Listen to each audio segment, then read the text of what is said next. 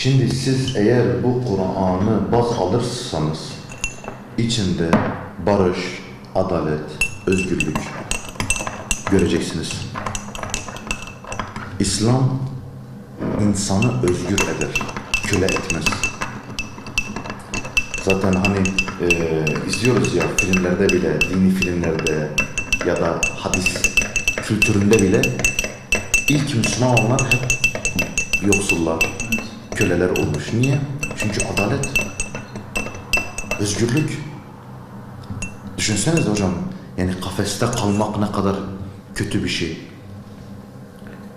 Bir anda biri çıkıyor, daha önceden insanlar zekat veren, namaz kılan, oruç tutan, hac yapan Mekkeli müşriklere, bakın bunda dikkatli dinleyin ha, onlar da namaz kılıyordu, oruçları vardı, zekatları vardı, hacları vardı, kurban kesmeleri vardı. Ama onlar artık din adamlarının eline bırakmıştı, şehvetlerine kurban olmuştu. Hani kapitalizm dediğimiz şey var ya, para onlara hükmediyordu.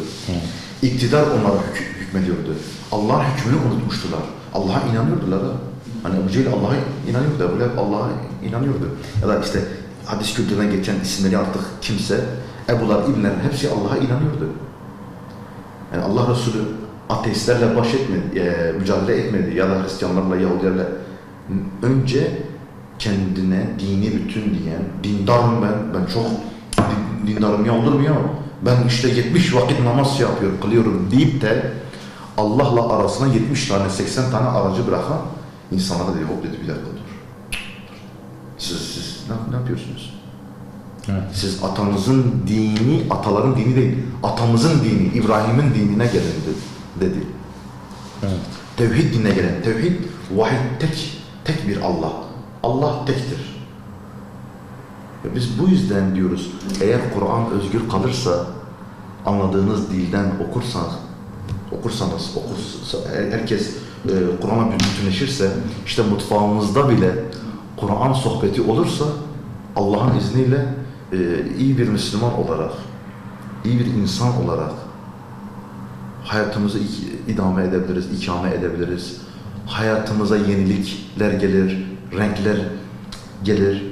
Ve Kur'an öyle bir şey ki yani tartıştıkça farklı şeyler de açılıyor. Çok muazzam bir şey. Aynen, şimdi dikkatimi çekti, burada mesaj diyor. Bu Evet. Edip Yüksel'in Evet. çevirisi. Şimdi mesajı biz güncel hayattan biliyoruz. Bir Facebook üzerinden, WhatsApp üzerinden. Evet. Bu birilerine gönderdiği ileti. Evet. Bu hayatın ve dünyanın en büyük iletisi. Allah tarafından insanlara gönderilmiş bir şey. Ve biz yıllarca bunu hapsettik. Evet. Sana mesaj gönderiyor, boş ver. Sevgilisine trip atan o ergen çocuk. Ya aynen. Çok güzel. Evet. Ya yok. Trip. Ya yok diyor. Yani bugünkü hakikaten Müslümanın kitabıyla arasındaki mesafe, uzaklığı, yakınlığı bu kadardır. O şeye sığdırılacak. Rafın içine kalacak ki şeyhler, imamlar kendi istedikleri uydurmuş dinleri öyle yayabilsinler diye. Hocam size bir şey diyeceğim. Diyanet Kitap Evi'ni biliyorsunuz. Bir gün içeri girdim, arkamdan bir çift geldi. Yeni çift belli. Yeni çift olanlarla biri el ele tutuşmuşlar. Biliyor bizim toplumumuz bir yıl sonra eşine diyor, hadi falan artık böyle şey geçiyor yani. Belli böyle şey yaşayan bir geldiler arkam dedi, biz dedi Kur'an bakacağız deyince benim dikkatimi şey çekti. Hani ben de çok seviyorum. Kur'an hediye etmek çok güzel bir şeydir yani insanlar meal olarak yani. Ben hediye etmeyi yapıyorum. Seviyorum. Hani dedim ben de onlara hediye ederim inşallah, bir tane hediye edecektim ondan. Dedi ki yalnız dedi beyaz olsun dedi kılıfı. Dedim mobilyamıza uygun. Hadi canım. Allah'a yemin ediyorum. Allah'a yemin ediyorum. Dedim mobilyamızın rengi uygun olsun. Ben de oradan beyaz bir Kur'an'ı aldım. Dedim özür dilerim herhalde yeni evlisiniz. Dedim ben size ev hediyesi olarak, süs eşyası olarak da hediye edebilir miyim?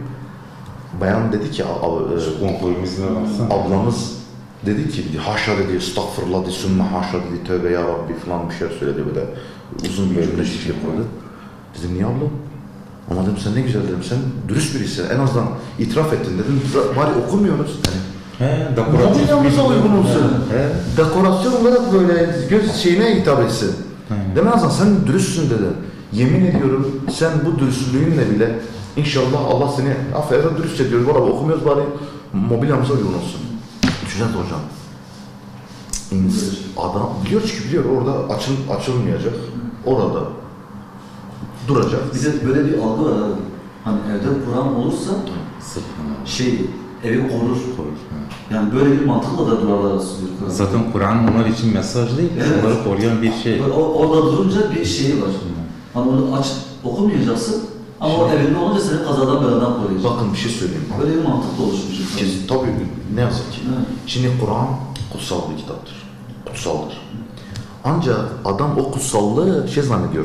Matbaada basılan, Hacı Arif matbaasında basılan kimyasal maddelerden yapılan değil mi? Yani mürekkep, Evet. selüloz bir şey böyle. Artık o teknik içeriği neyse bunu. Adam şunu kutsal zannediyor. Yani şu matbaayı kutsal zannediyor. Bu matbaa yani O bu demek istediğim. fabrikasyon olan şeyi kutsal zannediyor. Halbuki bunun içindeki mesaj kutsal. Sözcükler, Hayatın kelamlar. her alanında bilgi edinebileceğin, danışabileceğin. Kur'an seni korur mu? Evet. Korur. Kesinlikle. Ama bu bir O şekilde. şey değil, çirkerek değil. Ben bunu giyeyim de dur benim işlemesi. Öyle değil yani. Kur'an evet seni şey yap, korur. İnsanlığını korur, beynini korur. Harika. Senin kalbini korur. Kur'an şifadır evet. Gönüllere şifadır. Ama bu şifa derken kardiyoloji anlamında şifadan bahsediyor. Eczanelerin satılan ilaç değil yani. Ondan da bahsetmiyor tabii. İlaçtır. Kur'an ilaçtır. Allah bizim derdimizi eğer vermişse, dert vermişse işte dermanımızı da vermiş. Kur'an'ın içinde eşlerden ayrıldığınızdan tutun da yani eşten ayrılma o sıkıntı, çocuğun hasta düşmesinden tutun da ölümleri tutun da Allah bunların hepsi imtihan olduğunu ve bunlara gelmemizin yöntemini de anlatıyor.